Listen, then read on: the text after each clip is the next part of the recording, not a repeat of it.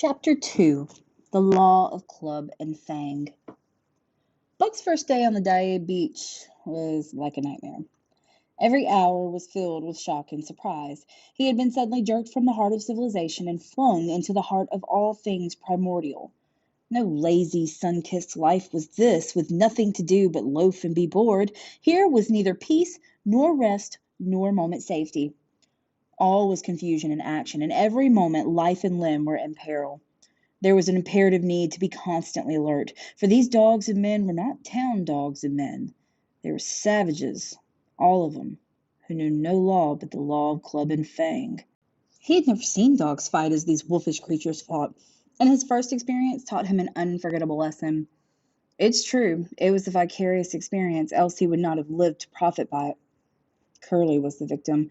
They were camped near the log store, where she, in her friendly way, made advances to the husky dog, the size of a full-grown wolf, though not half so large as she. There was no warning, only a leap like a flash, a metallic clip of teeth, a leap of equally swift, and Curly's face was ripped open from eye to jaw. It was the wolf manner of fighting, to strike and leap away, but there was more to it than this. 30 or 40 huskies ran to the spot and surrounded the combatants in an intent and silent circle. Buck did not comprehend the silent intentness, nor the eager way with which they were licking their chops. Curly rushed her antagonist, who struck again and leaped aside. He met her in the next rush with his chest in a peculiar fashion that tumbled her off her feet. She never regained them. This was what the onlooking huskies had waited for. They closed in upon her, snarling and yelping, and she was buried, screaming in agony, beneath the bristling mass of bodies. So sudden was it, and so unexpected, that Buck was taken aback. He saw Spitz run out his scarlet tongue in a way he had of laughing, and he saw Francois, swinging an axe, spring into the mess of dogs. 3 men with clubs were helping him to scatter them. It did not take long. 2 minutes from the time Curly went down, the last of her assailants were clubbed off. But she lay there limp and lifeless in the bloody, trampled snow, almost literally torn to pieces, the swart half-breed standing over her and cursing horribly. The scene often came back to Buck to trouble him in his sleep. So that was the way. No fair play. Once down, that was the end of you. Well, he would see to it that he never went down. Spitz ran out his tongue and laughed again, and from that moment Buck hated him with a bitter and deathless hatred. Before he had recovered from the shock caused by the tragic passing of Curly, he received another shock. Francois fastened upon him an arrangement of straps and buckles. It was a harness, such as he had seen the grooms put on the horses at home. And he had seen the horses work. So he was set to work, hauling Francois on a sled to the forest that fringed the valley, and returned with a load of firewood. Though his dignity was sorely hurt by thus being made a draught animal, he was too wise to rebel. He buckled down with a will and did his best, though it was all new and strange.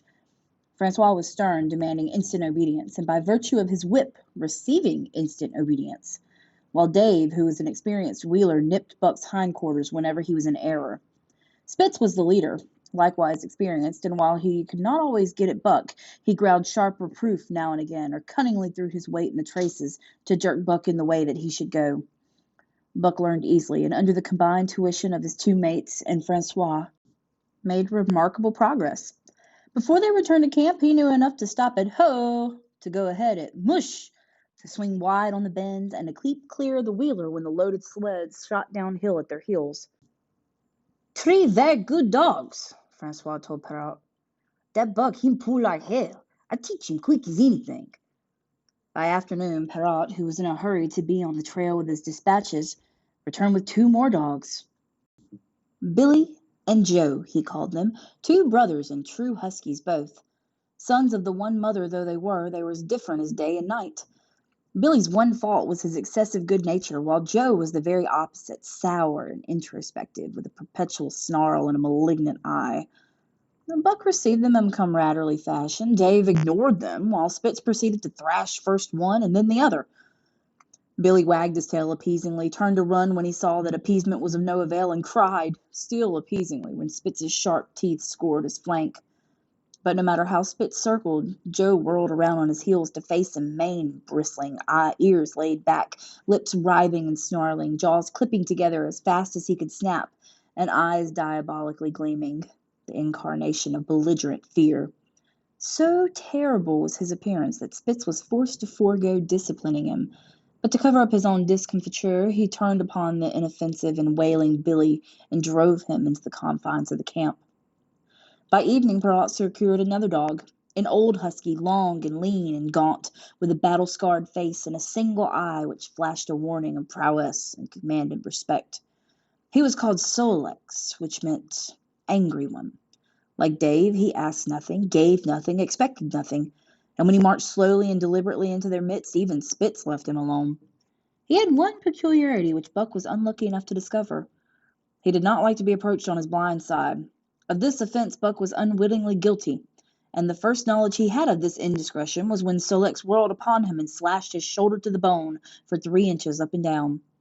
Forever after, Buck avoided his blind side, and to the last of their comradeship had no more trouble. His only apparent ambition, like Dave's, was to be left alone, though, as Buck was afterward to learn, each of them possessed one other, an even more vital ambition. That night Buck faced a great problem of sleeping. The tent, illuminated by a candle, glowed warmly in the midst of the white plain, and when he, as a matter of course, entered it, both Perrault and Francois bombarded him with curses and cooking utensils, till he recovered from his consternation and fell ignominiously into the outer cold. A chill wind was blowing that nipped him sharply and bit with an especial venom into his wounded shoulder. He lay down on the snow and attempted to sleep, but the frost soon drove him shivering to his feet. Miserable and disconsolate, he wandered around the many tents, only to find that one place was as cold as the next. Here and there savage dogs rushed upon him, but he bristled his neck hair and snarled, for he was learning fast, and they let him go his way unmolested. Finally an idea came to him. He'd return and see how his own teammates were making out. To his astonishment, they disappeared. Again he wandered around through the great camp looking for them, and again he returned. Were they in the tent? No, that could not be, else he would not have been driven out. Then where could they possibly be? With drooping tail and shivering body, very forlorn indeed, he aimlessly circled the tent. Suddenly the snow gave way beneath his forelegs, and he sank down. Something wriggled under his feet. He sprang back, bristling and snarling, fearful of the unseen and unknown. But a friendly little yelp reassured him, and he went back to investigate. A whiff of warm air ascended to his nostrils, and there, curled up under the snow in a snug ball, lay Billy. He whined placatingly, squirmed and wriggled to show his goodwill and intentions, and even ventured as a bribe for peace to lick Buck's face with his warm, wet tongue. Another lesson. So that was the way they did it, eh? Buck confidently selected a spot, and with much fuss and waste effort proceeded to dig a hole for himself. In a tryst, the heat from his body filled the confined space, and he was asleep. The day had been long and arduous, and he slept soundly and comfortably, though he growled and barked and wrestled with bad dreams. Nor did he open his eyes till roused by the noises of the waking camp. At first he did not know where he was. It had snowed during the night, and he was completely buried. The snow walls pressed him on every side, and a great surge of fear swept through him, the fear of the wild thing for the trap. It was a token that he was harking back to his own life, so the lives of his forebears. For he was a civilized dog, an unduly civilized dog, and of his own experience knew no trap, and so could not, of himself, fear it. The muscles of his whole body contracted spasmodically and instinctively. The hair on his neck and shoulders stood on end, and with a ferocious snarl he bounded straight up into the blinding day, the snow flying about him in a flashing cloud. Before he landed on his feet, he saw that the white camp spread out before him, and he knew where he was and remembered all that had passed from the time he went for a stroll with Manuel to the hole he had dug for himself the night before. A shout from Francois hailed his appearance. "What I say?" the dog driver cried to Perrault. "Dat Buck for sure learn quick as anything." Perrault nodded gravely. As courier for the Canadian government, bearing important dispatches, he was anxious to secure the best dogs, and he was particularly gladdened by the possession of Buck. 3 more huskies were added to the team inside of an hour, making a total of 9, and before another quarter of an hour had passed, they were in harness and swinging up the trail toward Des Canyon. Buck was glad to be gone, and though the work was hard, he found that he did not particularly despise it. He was surprised at the eagerness which animated the whole team and which was communicated to him. But still more surprising was the change wrought in Dave and Sol-leks. They were new dogs, utterly transformed by the harness. All passiveness and unconcern had dropped from them.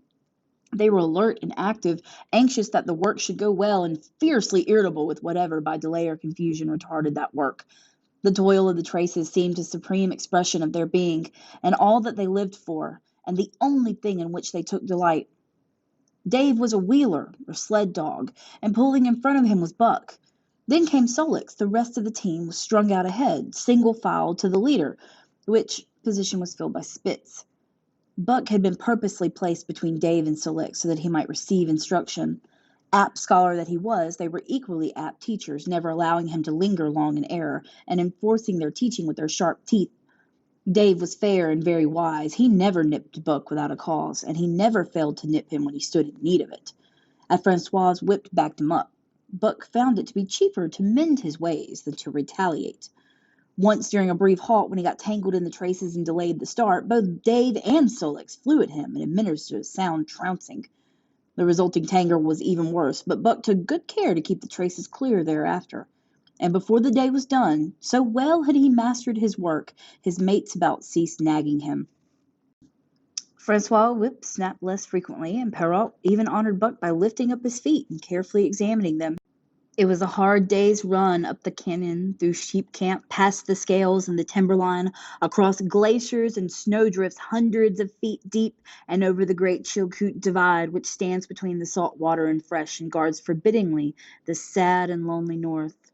They made good time down the chain of lakes which fills the craters of extinct volcanoes, and late that night they pulled into the huge camp at the head of Lake Bennett, where thousands of gold seekers were building boats against the breakup of the ice in the spring. Buck made his hole in the snow, and he slept the sleep of the exhausted just, but all too early was rousted out of the cold darkness and harnessed with his mates to the sled. That day they made 40 miles, the trail being packed. But the next day, and for many days to follow, they broke their own trail, worked harder, and made poorer time. As a rule, Perrault traveled ahead of the team, packing the snow with webbed shoes to make it easier for them. Francois, guiding the sled with the gee pole, sometimes exchanged places with him, but not often. Perrault was in a hurry, and he prided himself on the knowledge of the ice, which his knowledge was indispensable, for the fall ice was very thin, and where there was swift water, there was no ice at all. Day after day, for days unending, Buck toiled in the traces. Always they broke camp in the dark, and the first gray of dawn found them hitting the trail with the fresh miles reeled off behind them. And always they pitched camp after dark, eating their bit of fish and crawling to sleep in the snow. Buck was ravenous. The pound and a half of sun-dried salmon, which was his ration for each day, seemed to go nowhere. He never had enough, and he suffered from perpetual hunger pangs. Yet the other dogs, because they weighed less and were born to the life, received a pound only of the fish, and managed to keep in good condition. He swiftly lost the fastidiousness which had characterized his old life. A dainty eater, he found that his mates, finishing first, robbed him of his unfinished ration. There was no defending it. While he was fighting off 2 or 3, it was disappearing down the throats of others. To remedy this, he ate as fast as they, and so greatly did hunger compel him that he was not above taking what did not belong to him. He watched and learned. When he saw Pike, one of the new dogs, a clever malingerer and thief, slyly steal a slice of bacon when Perrault's back was turned, he duplicated the performance the following day, getting away with the whole chunk. A great uproar was raised, but he was unsuspected, while Dub, an awkward blunderer who was always getting caught, was punished for Buck's misdeed. This first step marked Buck as fit to survive in the hostile Northland environment. It marked his adaptability, his capacity to adjust himself to changing conditions, the lack of which would have meant swift and terrible death. It marked further the decay of going to pieces of his moral nature, a vain thing and a handicap at that, and the ruthless struggle for existence. It was all well enough in the Southland under the law of love and fellowship to respect private property and personal feelings, but in the Northland under the law of club and fang, whoso took such things into account was a fool, and insofar as he observed them, he would fail to prosper. Not that Buck reasoned it out. He was fit, that was all, and unconsciously he accommodated himself to the new mode of life. All his days, no matter what the odds, he had never run from a fight. But the club of the man in the red sweater had beaten him into a more fundamental and primitive code. Civilized, he could have died for a moral consideration, say the defense of Judge Miller's riding whip. But the completeness of his de-civilization was now evidenced by his ability to flee from the defense of a moral consideration, and so save his hide. He did not steal for joy of it, but because of the clamor of his stomach. He did not rob openly, but stole secretly and cunningly out of respect for the law of club and fang. In short, the things he did were done because it was easier to do them than to not do them. His development, or retrogression, was rapid. His muscles became hard as iron, and he grew callous to all ordinary pain. He achieved an internal as well as external economy. He could eat anything, no matter how loathsome or indigestible. And once eaten, the juices of his stomach extracted the least particle of nutriment, and his blood carried it to the furthest reaches of his body, building it into the toughest and stoutest of tissues. Sight and scent became remarkably keen, while his hearing developed such acuteness that in his sleep he heard the faintest sound and knew whether it heralded peace or peril. He learned to bite the ice out with his teeth when it collected beneath his toes, and when he was thirsty and there was a thick scum of ice over the water hole, he'd break it by rearing and striking it with stiff forelegs. His most conspicuous trait was the ability to scent the wind and forecast it a night in advance. No matter how breathless the air when he dug his nest by the tree or bank, the wind that later blew inevitably found him leeward, sheltered and snug. And not only did he learn by experience, but instincts long dead became alive again. The domesticated generations fell from him. In vague ways he remembered back to the youth of the breed, to the time when the wild dogs ranged in packs through the primeval forest and killed their meat as they ran it down. It was no task for him to learn to fight with cut and slash and the quick whoop snap. In this manner he fought forgotten ancestors. They quickened the old life within him, and the old tricks which they had stamped into the hereditary of the breed were his tricks. They came to him without effort or discovery, as though they had been his always. And when on the cold, still nights he pointed his nose at a star and howled long and wolf-like, it was his ancestors, dead in dust, pointing nose at star and howling down through the centuries and through him. And his cadences were their cadences, the cadences which voiced their woe, and what to them was the meaning of the stiffness and the cold and the dark. Thus, as token of what a puppet thing life is, the ancient songs surged through him, and he came into his own again. And he came because men had found a yellow metal in the north, and because Manuel was a gardener's helper whose wages did not lap over the needs of his wife and divers small copies of himself.